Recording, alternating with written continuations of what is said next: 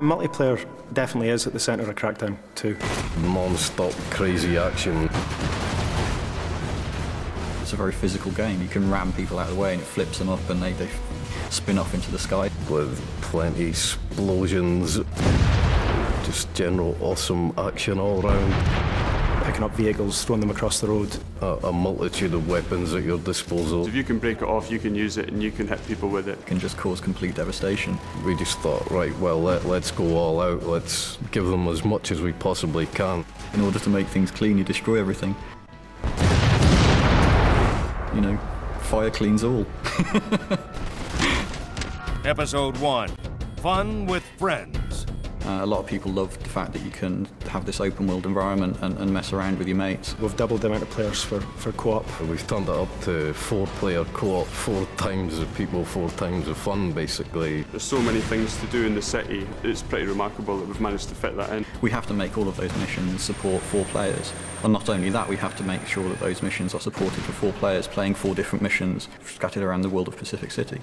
You've got all of the, as everybody knows, the orbs. It's about making sure that, you know, you have that group experience with orbs, like renegade orbs, where, you know, they actually make it pretty tricky for you to get hold of them, and they run away from you. You know, one person can chase them and another person can figure out where they're going and kind of help out. Races, so you've got rooftop races, road races.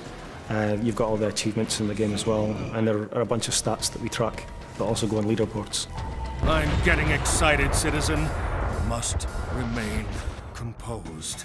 One thing we're pretty proud of is that you can then seamlessly go from your campaign game into your multiplayer game. There was a few times when you'd be playing the game and somebody would enter your game when you were testing and you didn't actually know they were in, and then suddenly this rocket would come from the side and there's one of the guys who's just joined your game and started blowing everything up. If friends come home from school or work or whatever, they just jump straight into your game. The player can come at a problem from 4 different sides and just defeat it that much faster. We've added turreted weapons to all of the vehicles as well. Nominate one guy to drive, he jumps in, 3 of you jump in the back of the vehicle, one of you might have a rocket, another guy a heavy machine gun. You can just be a 100-mile-an-hour killing machine soaring through the city.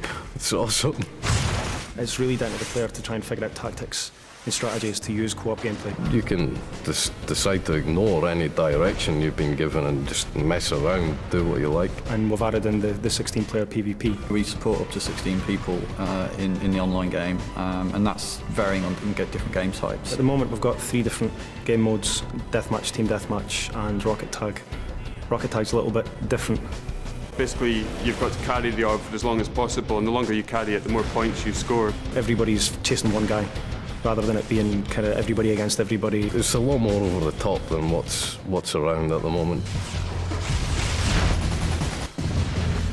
We want people to play it as long as possible and really create, you know, a community for Crackdown. What I describe as one way of playing a game, someone else is going to say, oh, I'm not sure about that, but will have a completely different and brilliant experience than somewhere else in the game. So, I mean, there's so many different aspects, and we've tried to cram a lot in Crackdown 2 and just hope that you guys enjoy it. Brace yourself, man. It's going to be a wild ride.